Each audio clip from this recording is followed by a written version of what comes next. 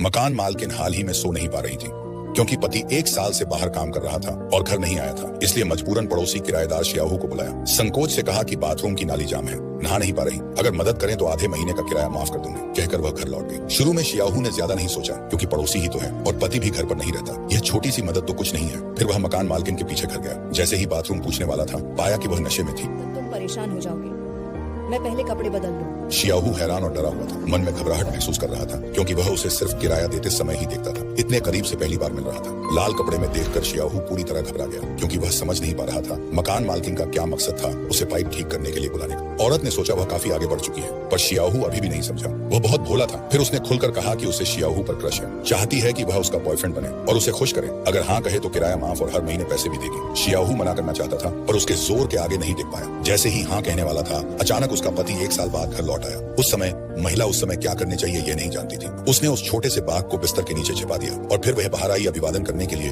दरअसल उस महिला ने अपने पति को खुश करने की कोशिश की। सोचती थी कि वह उस पर संदेह नहीं करेगा, लेकिन उसे यह नहीं पता था कि उसका पति अंदर की आवाज को पहले ही सुन चुका था और अगले ही क्षण उसने उस महिला की गर्दन कसकर पकड़ ली। महिला दर्द में बिस्तर के किनारे टिपकने लगी।